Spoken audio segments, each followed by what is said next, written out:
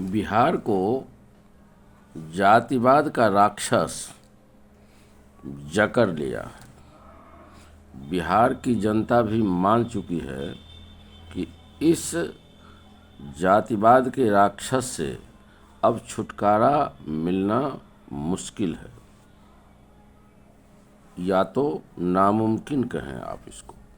बिहार की जनता मान चुकी है कि अब इस जातिवाद रूपी राक्षस से बिहार को छुटकारा नहीं मिल सकता है। जो हो रहा है बस भगवान के भरोसे छोड़ दिया गया है। पर प्रश्न यह उठता है कि आखिर यह जातिवाद है क्या? राजनीति करने वाले जितने नेता हैं बिहार से ही शुरू करते हैं कि जातिगत उनका अधिकार मिले, पार्टिसिपेशन इन पॉलिटिक्स। बिहार के जितने नेता हैं उनके मन में अधिकांश लोगों के मुंह से आप एक ही बात सुनिएगा कि किस जाति के कितने लोग हैं और उसी प्रोपोर्शन में उनको यह अधिकार मिले राजनीतिक क्षेत्र में। भागीदारी, हिस्सेदारी, बड़ी बढ़िया टिप्पणी करते हैं और बिहार की जनता इन टिप्पणियों को सुनती है, लेकिन समझ नहीं पा रही है कि आखिर हो क्या रहा है। यादवों को इतनी प्रतिशत मिलना चाहिए, मुसलमान को इतना प्रतिशत मिलना चाहिए, राजपूत को इतना प्रतिशत मिलना चाहिए, ब्राह्मण को इतना प्रतिशत मिलना चाहिए। आखिर यह ढोल क्यों बजाया जा रहा है? क्या ब्राह्मण एक जाति है? क्षत्रिय एक जाति है?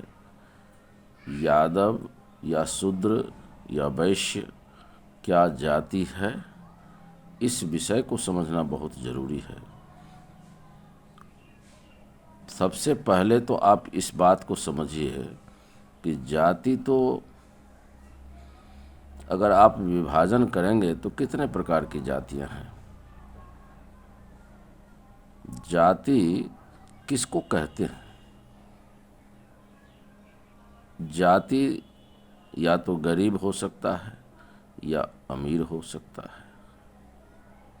अमीर लोगों की एक अलग जाति होती है और गरीब लोगों की एक जाति होती है। समाज में दो तरह के लोग हो सकते हैं, या एक और तरह के लोग हो सकते हैं जो बहुत ही गरीब हैं, जिनको आप दरिद्र कह सकते हैं, या भीख मांग कर खाने पर मजबूर हैं।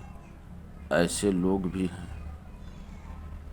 तो आखिर जाति क्या है, इस विषय को समझना बहुत ज़रूरी है। और इस जातिवाद को हम सब मिलकर के ही इसका कुछ निदान कर सकते हैं। इस पर अपनी प्रतिक्रिया दीजिएगा, क्योंकि यह बहुत ही सीरियस सब्जेक्ट है। बिहार और जातिवाद दोनों का ऐसा एक राजनीतिक स्वरूप बन गया है कि अगर आप और हम ध्यान नहीं देंगे तो वाकई बिहार एक कदम हिल नहीं सकता है। लाइक, फॉलो, शेयर ज़रूर करिएगा, सब्सक्राइब करिएगा और बने रहिएगा। आपसे हमारी बात होती रहेगी। भारत की बात आपके साथ में।